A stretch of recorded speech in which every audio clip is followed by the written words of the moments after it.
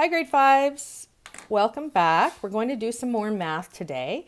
Yesterday we talked about variables, and I think you've pretty much managed that. You're doing a great job as far as when we did things like x plus 4 equals 12. We did a great job of taking away the 4 on this side and taking away the 4 on that side. And then solving for 8. There are just a couple of notes I want to add to what we've been doing, simply because when you go forward, you're going to find that things aren't necessarily set up the way we did yesterday. So yesterday I was doing x times 2 equals 16. And then I said we divide by 2 on each side.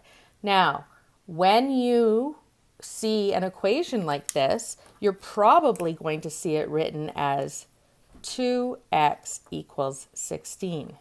Because when you put the variable right next to the number, that's saying multiply. Okay?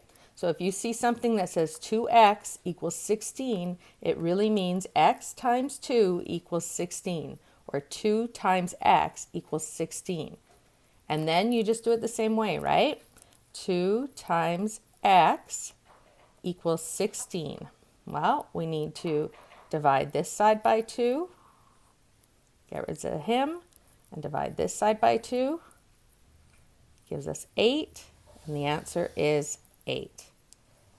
The other thing that you will find out there in the real world is instead of it saying x divided by 2 equals 16, you will find that it actually says x divided by 2 like that. So if you remember back to when we did fractions, and we just touched on it a little bit at the end, this sign basically means divide. So you'd see it and it would look like this. X over 2 equals 16. X divided by 2 equals 16. I just wanted to add that note today, just in case you come across that sort of thing in the wild, as we say. I might throw a couple that look like that on your exercises today so that you can practice. Sometimes when we do 21 minus x equals 17, this is a little bit challenging, because how do we figure out what x is?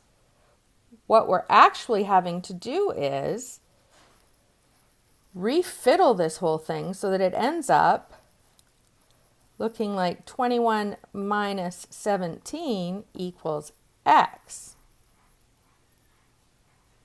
And then 21 minus 17 is 4 equals x, so x equals 4.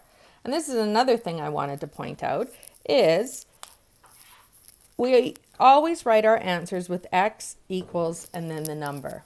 Even if it comes like this and you end up with the x on this side because you've moved the 17 to this side, that's fine. But when you finally write your number, it's going to look as x equals 4. One more reminder before we end this for today is you can also have other letters. 2y equals 8. Right? We can still have y, but it just means the same thing. 2 times y equals 8. So divide by 2, divide by 2. So y equals 4. So it doesn't matter what letter is there. The letter is always representing the unknown variable. Variable, of course, just means number. And sometimes you're going to see, for multiplication, you're going to see the two together like that, equals multiplication. And sometimes you're going to see, for division, it written like that. Great job yesterday, y'all. Look forward to seeing how you do on today's. And then on Thursday, tomorrow, we're going to do kind of a review quiz just to check everyone's understanding about patterns before we move on to something new. Have a great day.